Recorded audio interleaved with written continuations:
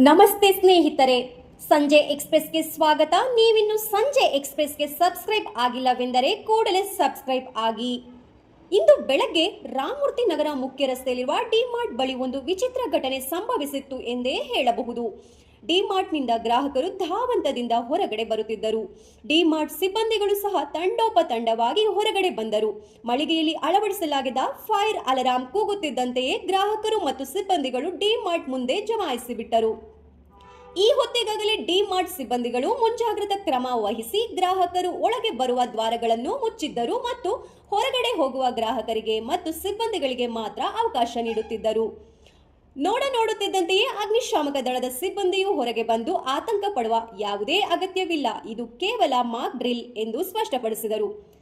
ಬೇಸಿಗೆ ಆರಂಭವಾಗುತ್ತಿದ್ದಂತೆಯೇ ಅಗ್ನಿ ಅವಘಡಗಳು ಸಂಭವಿಸುವುದು ಸಹಜ. ಅಗ್ನಿ ಅವಘಡ ಸಂಭವಿಸಿದಾಗ ಆತಂಕಕ್ಕೆ ಒಳಗಾಗಿ ಹಲವರು ಏನು ಮಾಡಬೇಕು ಎಂದು ತೋಚದೆ ತೊಂದರೆಗೆ ಈಡಾಗುತ್ತಾರೆ.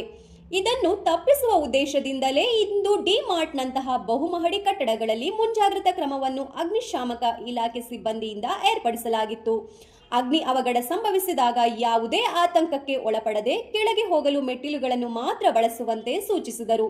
ಲಿಫ್ಟ್ಗಳನ್ನು ಬಳಸಲೇಬಾರದು ಎಂದು ಸಹ ಅವರು ತಿಳಿ ಹೇಳಿದರು. ಹಿರಿಯರು ಮತ್ತು ಮಕ್ಕಳಿಗೆ ಆದಷ್ಟು ಸಹಾಯ ಮಾಡಿ ಓಡದೆ ಬ್ರಿಸ್ಕ್ ವಾಕ್ ಮಾಡಲು ಸೂಚಿಸಿದರು. ಎಮರ್ಜೆನ್ಸಿ ಎಕ್ಸಿಟ್ ದ್ವಾರಗಳು ಎಲ್ಲಿವೆಯೋ ಅಲ್ಲಿಂದ ಹೊರ ನಡೆಯುವುದು ಸೂಕ್ತ ಎಂದು ಸಹ ಹೇಳಿದರು. ಅಲ್ಲದೆ ಎಲ್ಲ ಮಳಿಗೆಗಳಲ್ಲಿಯೂ ಅಗ್ನಿ ಪ್ರತಿರೋಧಕ ಸಾಧನಗಳನ್ನು ಅಳವಡಿಸಿದ್ದು ಅವುಗಳ ಬಳಕೆ ಮಾಡಲು ಬರುವವರು ಅದನ್ನು ಬಳಸಿ ಬೆಂಕಿಯನ್ನು ನಂದಿಸಲು ಪ್ರಯತ್ನಿಸಿದರೆ ಉತ್ತಮ ಎಂದರು. ಕೂಡಲೇ ಅಗ್ನಿಶಾಮಕ ದಳಕ್ಕೆ ಕರೆ ಮಾಡಿ ಅಗ್ನಿಶಾಮಕ ದಳದ ಸಹಾಯವನ್ನು ಪಡೆಯಬೇಕು ಎಂದು ಸಹ ಸೂಚಿಸಿದರು. ಇವೆಲ್ಲವನ್ನು ನೋಡಿದ ಗ್ರಾಹಕರು ಮತ್ತು ಅಲ್ಲೇ ನೆರೆದಿದ್ದ ಜನರು ಇದು ಕೇವಲ ಮಾಕ್ ಡ್ರಿಲ್ ಎಂದು ತಿಳಿದು ನಿಟ್ಟುಸಿರು ಬಿಟ್ಟರು. ನಂತರ ಸಾವಧಾನವಾಗಿ ವ್ಯಾಪಾರ ವಹಿವಾಟು ನಡೆಸಲು ಎಂದಿನಂತೆ ಡಿಮಾರ್ಟ್ ಒಳಗೆ ಹೆಜ್ಜೆ ಹಾಕಿದರು.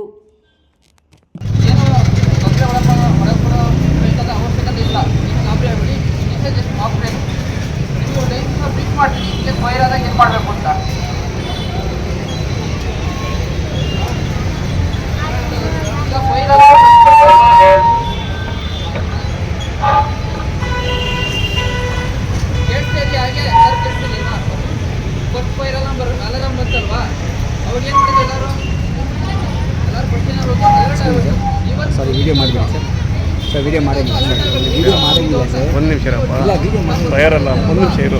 ನೀವು ಅವೇರ್ನೆಸ್ ಕೊಡ್ತಾ ಇದ್ದೀವಿ, ಅವೇರ್ನೆಸ್ ಆಗ್ತದೆ. ಸುಮ್ಮನೆ ಇರು, ಒಂದು ನಿಮಿಷ ಮಾತಾಡಬೇಡ, 2 ನಿಮಿಷ ಸುಮ್ಮನೆ ಇರು. ಮೀಡಿಯಾ